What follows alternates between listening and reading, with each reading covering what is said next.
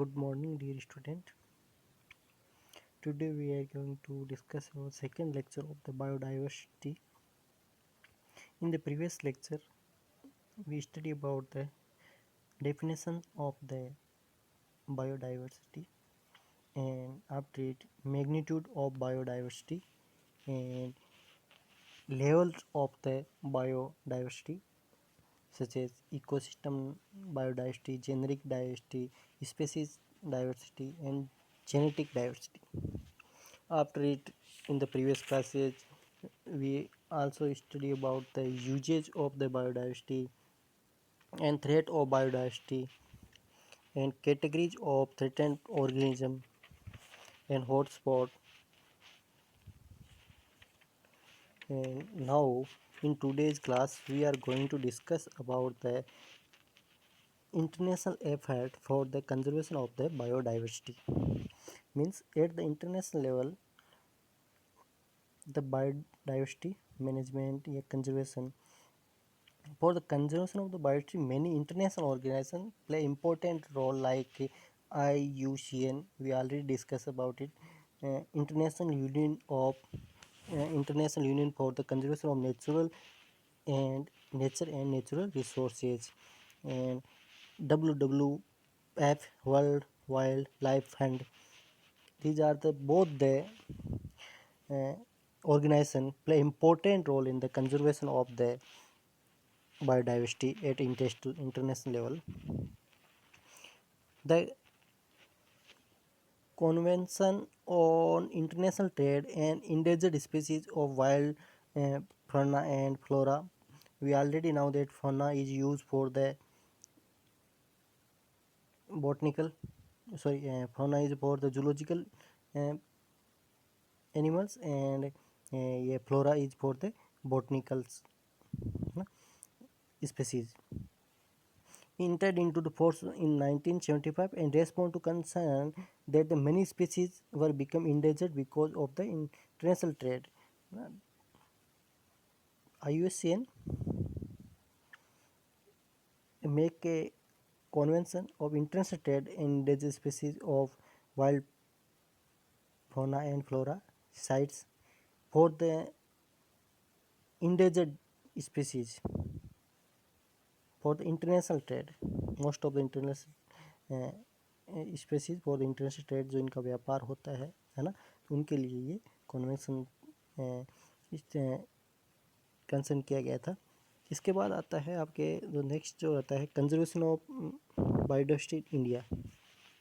तो अपन ये आपको बात बता दूँ वापस कि अपन इंटरनेशनल लेवल की बात करें तो इंटरनेशनल लेवल पर जो दो सोसाइटी है ऑर्गेनाइजेशन है IUCN और WWF है, ये बहुत ही इंपॉर्टेंट रोल प्ले करिए कंजर्वेशन के लिए।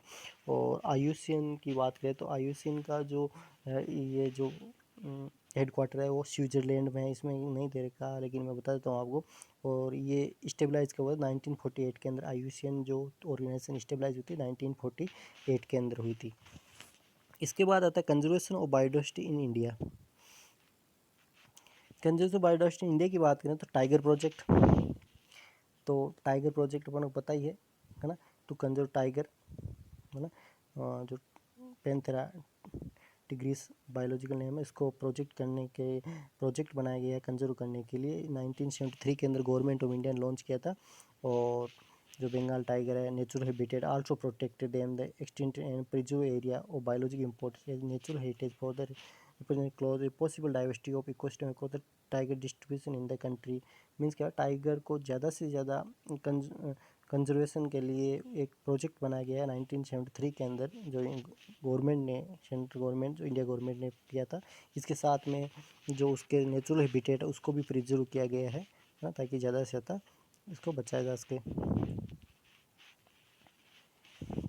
उसके ब्रीडिंग को भी ध्यान में रखा गया है साथ साथ में ना।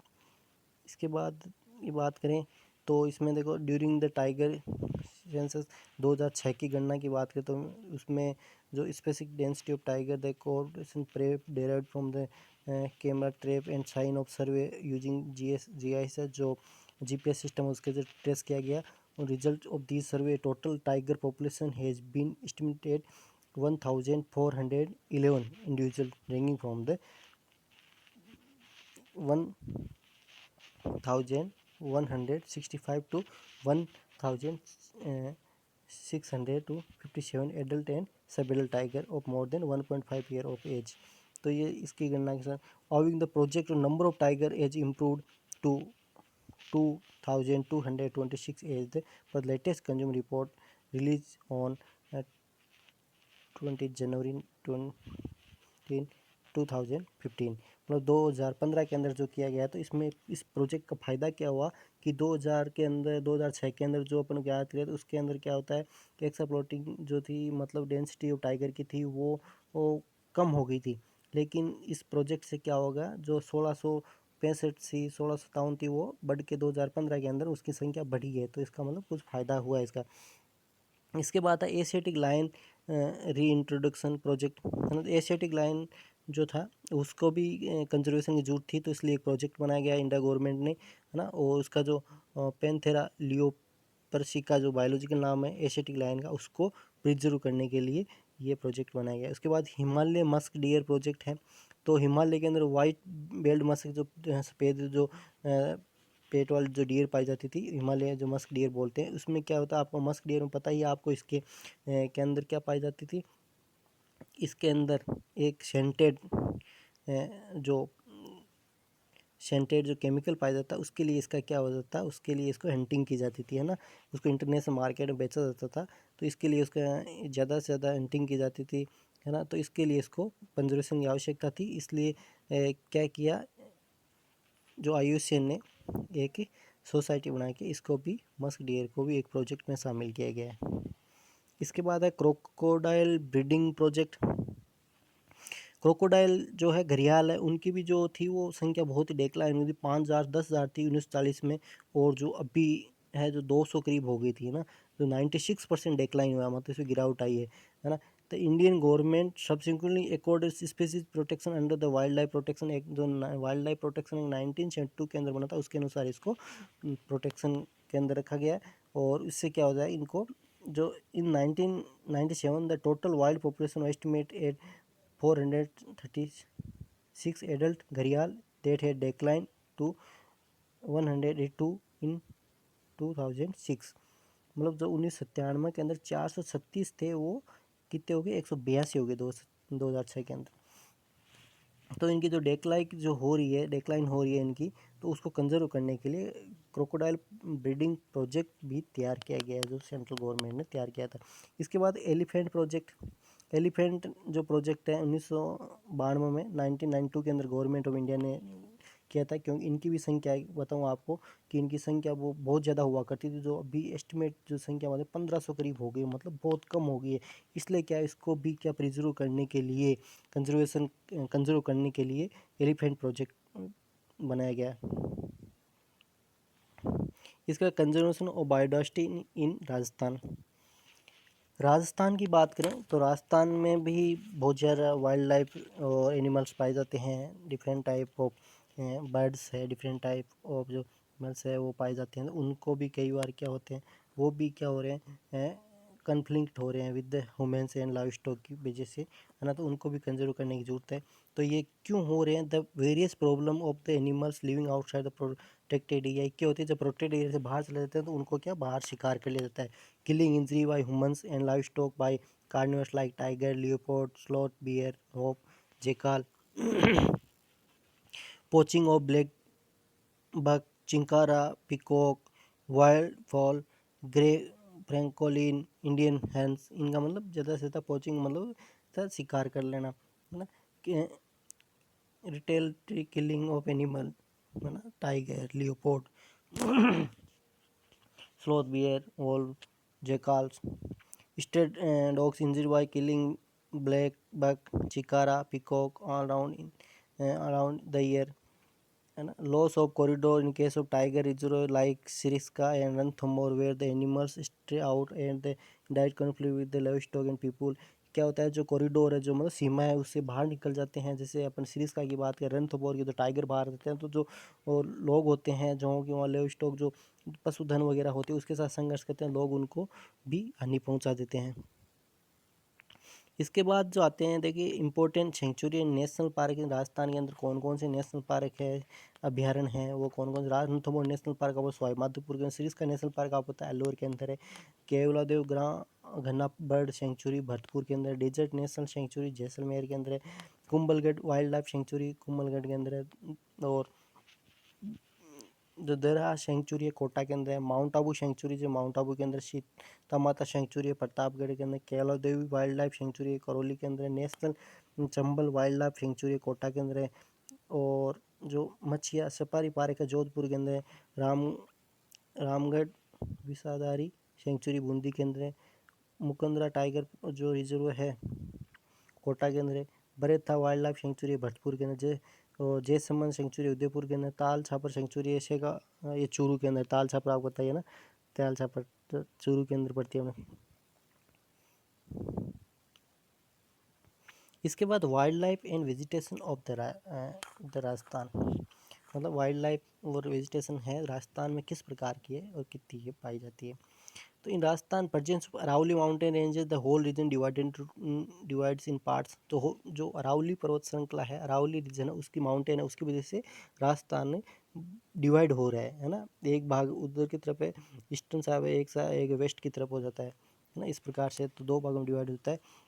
It has a semi arid region of western part well some vegetation found eastern division, मतलब ईस्ट वेस्ट में डिवीजन होता है, तो कुछ तो ईस्ट में पाते हैं कुछ वेस्ट में, there are little amount in rain in it, है ना। द टोटल जो एरिया है फॉरेस्ट का वो 9% है, उसमें 3% में है वो ज़्यादा प्लांट पाए जाते हैं। It has the 31,150 square kilometre of forest area, out of which 9,252.40 square kilometre of natural forest and 2,679.94 square meter has been developed under wildlife conservation and hunting sector for the wildlife. तो Rajasthan state है divided into the on the basis of geological structure and ecosystem के base पे कितने 4 भागों में divide किया, those are the desert region, eastern region, southern region and mountain region. Desert region, Rajasthan के अंदर डेजर्ट रीजन है, तो देखो Rajasthan is the desert and include the 2/3 part of the desert of total there are sand dunes which are transferred by the wind, मतलब जो मिट्टी के टिल्ले पाए जाते हैं वो आपको पता ही है, हवा चलती है जब मई जून जुलाई के अंदर जो हवाएं चलती है तो वहाँ से एक दूसरे ट्रांसफर होते हैं ना हवा के द्वारा। रेनफॉल होती है बहुत ही कम होती है, जो एवरेज होती है 100 mm से होती है। इस क्लाइमेट में जो होती है ड्राई प्लांट्स और जो जीरोफाइटिक प्लांट वो पाए जाते हैं, आपको पता ही है। जो वेजिटेशन जैसे सिवन घास है, लेसूरियस हिरुस्टस, बबूल, अकेशिया निलोटिका, आक, कैलोट्रोपिस, कैन, कैप्रिस, ब्लूम, ziziphus, phog, calligonum, polygonoides and shrub are tree are found, कुछ श्रब और ट्री पाए जाते हैं। Here krishna, mrig, godawan, Nilgiri, chinkara are main animals are found. Main birds like vulture, kite, falcon, kurja, tailor are found here. There are 2 sanctuaries. अपन बात करें desert region की बात करें, राजस्थान के 4 रीजन में डिवाइड किया गया है, तो उसमें जो पहला अपन रीजन की बात करें डेजर्ट की, तो डेजर्ट रीजन में ताल छापर सेंचुरी जो चूरू के अंदर है, अपन को पता ही है, कृष्ण मर्ग के लिए कंजर्वेशन के लिए फेमस है। डेजर्ट पार्क बायोस्फीयर जो जैसलमेर के अंदर है, 2 इसमें। फिर आता है दूसरा जो रीजन आता है ईस्टर्न रीजन आता है। Eastern region is located in eastern region of Aravalli hills, है ना। ये presence river, canals and water availability, यहाँ पर क्या वाटर वगैरह, तो जो फर्टाइल रीजन आल्सो हियर, मतलब क्या है उपजाऊ भी होती है यहाँ पर, भूमि होती है क्योंकि पानी वगैरह अच्छा मिलता है यहाँ पे। स्मॉल पॉन्ड ऑफ ईयर, तो local migratory birds habitat here, babul, tamarindus indica, imli, kadam, anthocephalus indicus, mango, mangifera indica, acacia, catechu, ficus religiosa, banyan, है ना, anogeissus etcetera tree are found here is vegetation. Main जो wild animals है यहाँ पे कौन कौन से, पाइथन पाया जाता है, जर्क पाया जाता है, वाइल्ड पिग पाया जाता है, ब्लैक डियर पाया जाता है, स्क्यूर पाई जाती है, wild cat, wild toddy cat, hyena, fox, porcupine, sambar, nilgai, ये सभी के एनिमल्स यहाँ पाए जाते हैं। बर्ड्स की बात करें तो स्ट्राक, ग्रेट, स्पूनबिल, वाटर को, plover, sandpiper, babbler, eagle, crouch and Siberian crane यहाँ पर पाई जाती है। यहाँ पर जो नेशनल पार्क और सेंचुरी जो वो देखो केवलादेव नेशनल पार्क भरतपुर, क्यों इस रीजन में भरतपुर कोटा एरिया आते हैं। तो नेशनल चंबल सेंचुरी राणा प्रताप सागर कोटा है, वन विहार सेंचुरी धौलपुर के अंदर है, जवाहर सागर सेंचुरी कोटा के अंदर है, और बंद बरीठा सेंचुरी भरतपुर के अंदर है। साउथर्न रीजन की बात करें, in the southern region of Rajasthan the जो प्लेट्यू है of Vindhyachal and Aravalli mountain range is made up of black soil or tribal dominated area due to the average annual rainfall of this region from the 250 km to 250 kilometers in the intense forest is found. Here plant are mainly the tree of dudhi, bamboo, Indu, Mahua, बेरेट, because of the high rainfall. यहाँ पर बहुत ज़्यादा वर्षा होती है तो सागवान tree भी यहाँ पाए जाते हैं। और जो एनिमल्स है, tiger, chital, sambar, flying squirrel, chinkara, wild boar, beans, nilgai, wolf, mongoose are found. जो नेशनल सेंचुरीज है वो कौन कौन सी? Kumbhalgarh sanctuary Rajsamand, Sajjangarh sanctuary Udaipur, Phulwari Kinnal sanctuary Pali Udaipur, Bassi sanctuary Chittorgarh, बेरेन जो Rodgarh sanctuary Chittorgarh, Jaisamand sanctuary Jaisamand, mount Abu sanctuary Sirohi, Sita Mata sanctuary Pratapgarh. अब जो लास्ट रीजन बच गया है वो माउंटेन रीजन बचता है, जो अरावली वाला एरिया है वो बच गया है, जो नॉर्थ ईस्ट ऑफ राजस्थान में आता है। Together mountain as Vindhyachal make a mountains area. जो यहाँ पर एवरेज रेनफॉल होती है जो होती है 500 mm टू 700 mm रेनफॉल है। mm में, किलोमीटर में नहीं है ये गलत लिख दिया यहाँ पे ना। तो रेनफॉल है ये तो the mountain hill and here annual average rainfall is mm में होगी ना, mm में, मिलीमीटर में, mm है ना, किलोमीटर नहीं है यहाँ पे। This area has been low mountain range, जो इसके सबसे बड़ी यहाँ पर चोटी पाई, तो गुरु शिखर आपको पता ही है, तो 1722 किलोमीटर जो पीक है उसकी, है ना।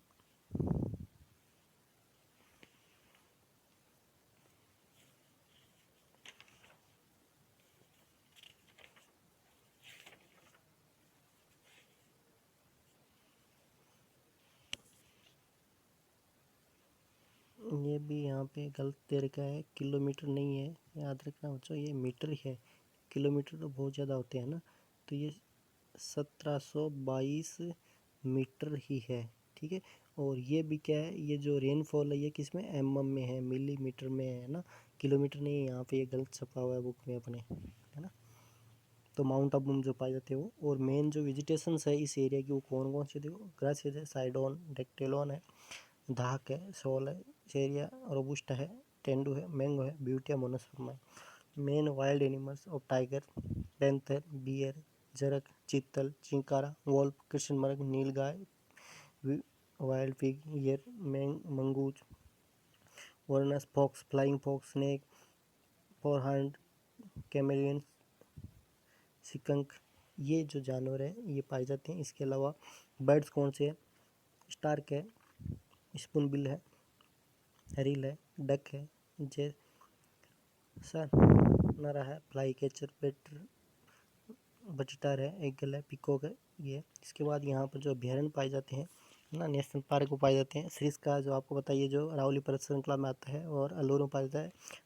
रणथंभौर नेशनल पार्क है और सवाई माधोपुर के अंदर है, और दरा सेंचुरी कोटा के अंदर है, नाहरगढ़ सेंचुरी जयपुर के अंदर है, रामगढ़ सेंचुरी बूंदी के अंदर है, जैमुआ रामगढ़ सेंचुरी जयपुर के अंदर है, शेरगढ़ सेंचुरी जो है बेरा के अंदर है, सवाई मानसिंह सेंचुरी सवाई माधोपुर के अंदर है, केला देवी सेंचुरी करौली के अंदर है, और तोड़गढ़ रावली सेंचुरी अजमेर के अंदर है। जो main wild animals of the Rajasthan, मतलब राजस्थान के कौन कौन से जो मेन वाइल्ड एनिमल है वो कौन कौन से, देखो तो इसमें अपने पता बात करते हैं। तो इसके अंदर बात है 60 जो स्पीसीज जो पाई जाती है राजस्थान के अंदर। इसमें 4 जो टाइप ऑफ टोर्टोइज है, कछुए, 2 टाइप ऑफ क्रोकोडाइल है, 2 टाइप ऑफ मंकी है, 9 एम्फीबियंस यहाँ पे इनमें पाए जाते हैं। मतलब क्या होते हैं, इतने प्रकार की स्पीसीज, 60 टाइप ऑफ स्पीसीज पाई जाती है, वाइल्ड स्पीसीज पाई जाती है मुख्य रूप से, है ना, वही।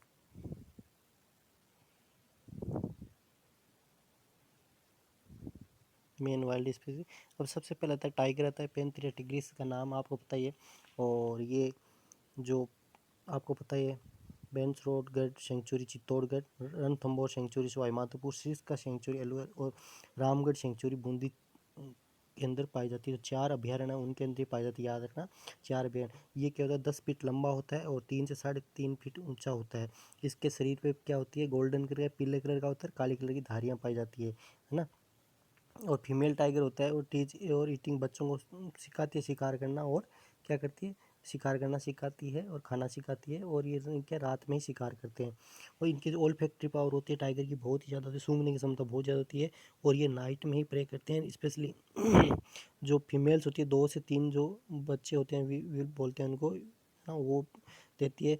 टाइगर कार्निवरस एनिमल है, चीतल और सांबर इनको ये खाता है। फिर आता है हाइना, है ना, हाइना हाइना ये इसका बायोलॉजिकल नाम है ना।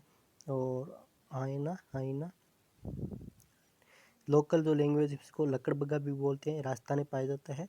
और ये 100 सेंटीमीटर लंबा होता है और 45 सेंटीमीटर की लंबी होती है।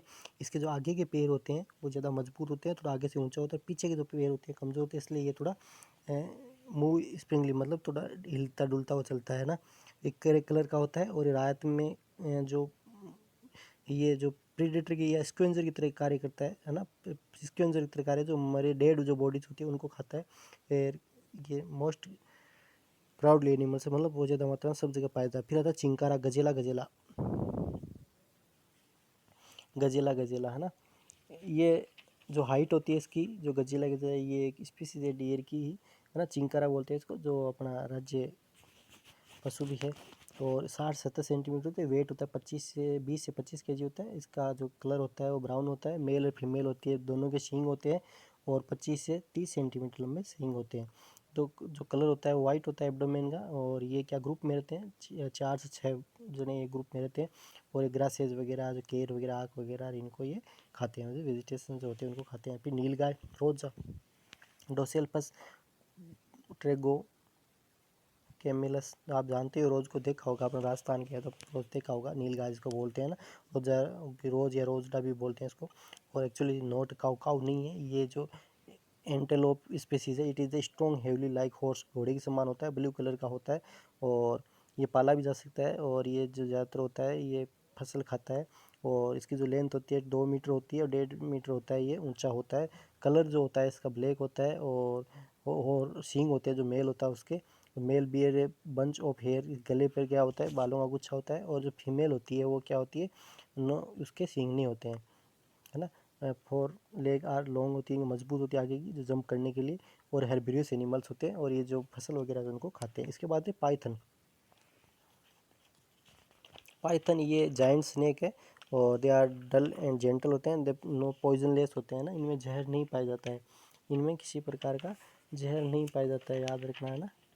ये जहर नहीं पाया जाता है। ये क्या करते हैं, they are kill their prey by penning and the body of 2 to 4 metre long होती है इनकी, 200 केजी तक वेट होता है। और बॉडी सिलेंड्रिकल होती है, हेड और फ्लैट और स्मॉल होता है। आई होती है लीड ओब्लिकली लेटरली आई होती है, मतलब इसलिए रात को आसानी देख सकते हैं। और ये क्या कहते हैं, जो catch their prey and by tail and clasps, उसको पूंछ के द्वारा पकड़ लेते हैं, उसको मतलब दबा लेते हैं और फिर उसको इनहेल इंजेस्ट कर लेते हैं, ऐसे कहते हैं ना, जहर नहीं होता है इनमें। ये बर्ड्स वगैरह हिरणों को खाते हैं। इसके बाद बर्ड्स कौन कौन से हैं देखो, बर्ड्स की बात करें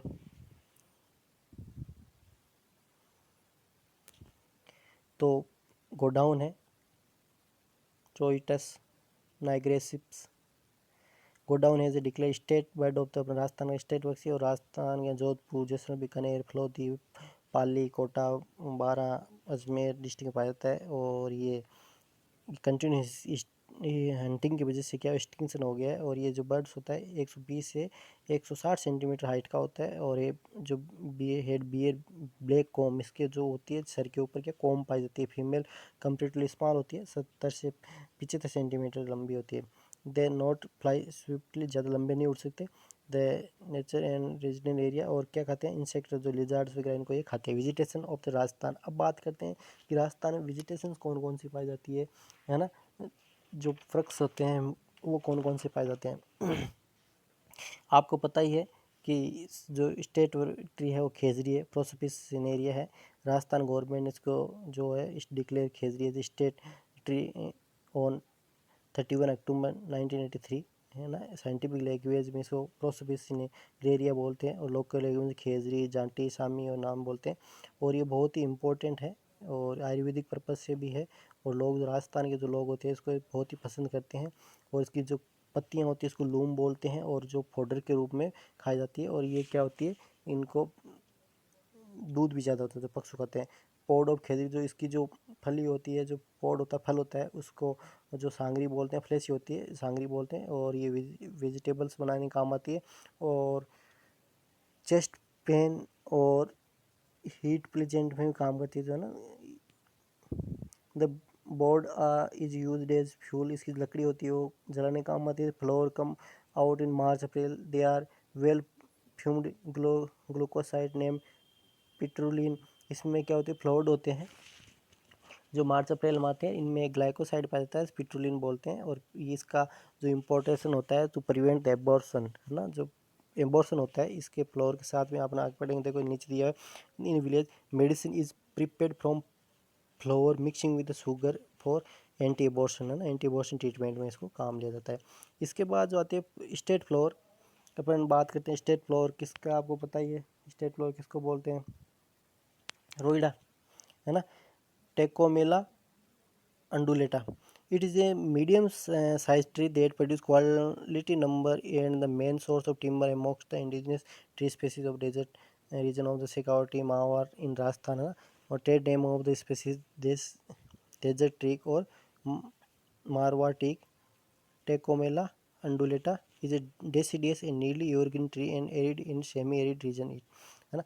तो इसको क्या बोलते हैं आपको पता है, रोइडा बोलते हैं। रोइडा कैसा होता है, आपने देख रखा होगा ना। इसके पुष्प होते हैं बहुत ही कलर्ड फ्लोर होते हैं और देखने में अच्छे होते हैं। और इसकी लकड़ी होती है बहुत ही मजबूत और होती है, इसलिए इसको फर्नीचर वगैरह में काम लेते हैं। सागवान, इसको राजस्थान का सागवान भी बोलते हैं, आगे देखना इसमें आगे कभी। तो इसकी जो बात करें, it is well adapted to the occur in the flat and undulating area including gentle hill slopes, sometimes also roll or drain loamly to sandy loam soil having the pH 6.4 8. The species thrive very well stabilized shandons which experience extreme low and high temperature, मतलब ज़्यादा high temperature हो और extreme low temperature high temperature दोनों ही सहन कर सकती है। और रेनफॉल वो भी कम होती है, वहाँ पर ये पाया जाता है। तो ये सब जगह राजस्थान में, ये सब जगह डिस्ट्रिक्ट है वहाँ पे नाम लिखे उन्हें पाया जाता है। ये अलग अलग स्पेस बता रही है ना, इसमें बताया जाता है। इसमें देखो ये इसका यूजेज भी बताया, मेडिसिनल यूजेज भी बताया है इसमें। Tecomella play important role ecology में, इसका बहुत इंपॉर्टेंट रोल है ना। दूसरा tecomella has got medicinal property as well the bark obtain from the stem used in remedy for syphilis, है ना। जो सिफिलिस होती है ना, उसमें काम आती है। Use curing urinary disorder, enlargement of spleen, gonorrhoea, leucoderma, liver disease. Seeds are use against abscess, है ना। सब में ये काम आती है, मतलब जो डिजीज होती है। इसके बाद है ढाक या प्लास ब्यूटिया मोनोस्पर्मा। ब्यूटिया मोनोस्पर्मा वही है जो फॉरेस्ट फायर जिसको बोलते थे ना, ब्यूटिया मोनोस्पर्मा। ये नेट बहुत ही इसके पुष्प होते हैं, बहुत सुंदर होते हैं इसलिए ऐसा लगता है जैसे आग लगी, जैसे इसके फॉरेस्ट फायर भी बोलते थे ब्यूटिया मोनोस्पर्मा ना, ढाक प्लास। और ये इंडियन सब continent and south east Asia के अंदर पाया जाता है। और ये भी ट्री के रूप में होता है। Grown tree, young tree have growth rate of few feet per year. And ये बहुत ही, इसका जो अपना बात करें, इसका जो धार्मिक भी बहुत बड़ा यूजेज है ना। इसलिए इसको बहुत पवित्र माना जाता है। इसलिए use timber resin fodder medicine and dye, the woods is dirty white soft and being durable under water is well curb and water scoop. Good charcoal can be obtain from it, है ना। और usually have leathery and not eaten by cattle, जो पशुओं द्वारा भी नहीं खाई जाती इसकी। The leaves are use by street food seller to serve food place on the leaves. The gum is known as Bengal kino, जो अपने वहाँ पढ़ा था, है ना। ये इससे जो प्राप्त होता है वो बंगाल किन्नो बोलते हैं इसको। तो इस प्रकार से ये ब्यूटिया मोनोस्पर्मा है। इसका भी जैसे आप लॉर्ड शिवा को जो ओकेशनल शिवरात्रि पर अपन चढ़ाते हैं, वही है ढाक के जो पत्ते चढ़ाते हैं ना। तो ये इसका रिलीजियस भी है, इम्पोर्टेंस है, और कुछ मेडिसिन में भी ये काम आता है। इसके बाद आता है the gum from the tree called kamarkas in Hindi. It use certain food dishes में यूज होता है।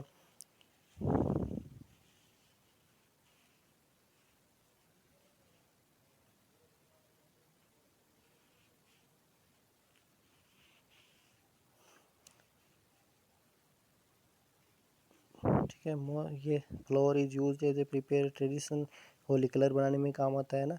और mosquito are attracted by the smell and color of the flower. Egg that are laid into the liquid with the flower will never hatch. Mosquito that touch the fluid can get trapped in it, है ना। इसको मच्छरों को पकड़ने में ये काम आता है। इसके बाद आता है बबूल अकेसिया निलोटिका। अकेसिया निलोटिका जो पाइनियर स्पीसीज है, that relatively fast growing in arid site, है ना। अकेसिया निलोटिका जो बबूल की स्पीसीज है, बबूल है। It is important riverine tree in India. और अकेसिया निलोटिका स्पीसीज की जो बात करें तो ये बहुत ज़्यादा मात्रा में राजस्थान में पाया जाता है, और इसकी जो लकड़ी वगैरह होती है वो भी इसमें काम आती है, आपको पता ही है।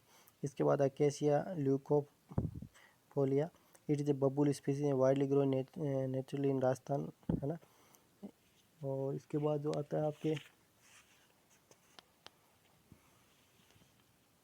अकेसिया निलोटिका है, देसी बबूल है। और अकेसिया ल्यूकोफोरा है, ये जो अपना रोज या सफ़ेद कीकर बोलते हैं वो होता है।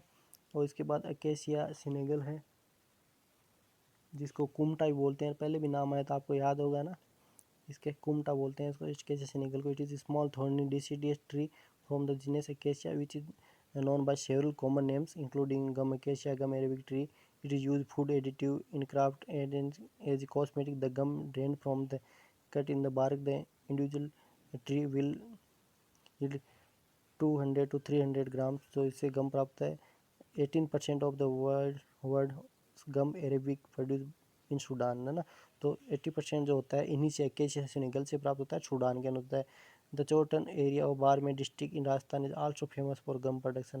जो चोटन एरिया है बाड़मेर का, वो भी अकेसिया सेनेगल से गम प्राप्त होता है, प्राप्त करते हैं वहाँ पे, है ना। इसका जिजीपस जो मोमुलेरिया है, जिसको अपन जड़बेरी बोलते हैं, है ना। Ziziphus nummularia seen near the desert national park in Jaisalmer Rajasthan. The use are the fruit is either eaten fresh picked, जो बोर होते हैं ना, बेरी का है, dried made into confectionery. It is all some medicine value also, है ना। इससे कुछ मेडिसिन भी इससे बनाई जाती है। तो डियर स्टूडेंट, ये अपना सारा का सारा पूरा थ्योरेटिकल सेक्शन था। तो ये अपने एक बार डिस्कस तो मैंने करना आपसे ही समझा कि क्या कुछ विशेष नहीं है, कोई विशेष कुछ नहीं है इसमें। कुछ जो चीज़ें हैं, इनके जो प्लांट्स हैं उनके बायोलॉजिकल नाम आपको ध्यान में रखने हैं, और क्या क्या इनकी विशेषता होती है वो ध्यान में रखने हैं। तो ये टॉपिक अपना हो गया है। इसके बाद एक जो टॉपिक बचा है वो अब नेक्स्ट क्लास में अपन पढ़ेंगे। तो इसको आप अच्छे से बुक में देख लेना कि थ्योरेटिकल सेक्शन था, तो अपन इसमें कितना ही जो वीडियो है तो उसमें अपन इतना डिस्कस कर सकते हैं ज़्यादा, है ना। कुछ एक्स्ट्रा चीज़ें भी इसमें दी हुई है जो अपनी हिंदी वाली बुक में तो नहीं दी हुई, तो इसमें दी हुई है, तो आप थोड़ा ध्यान से इसमें और देख लेना, है ना। बाकी ये कुछ विशेष बातें इसमें जो कानून है, लॉज है, उनके बारे में देखना है।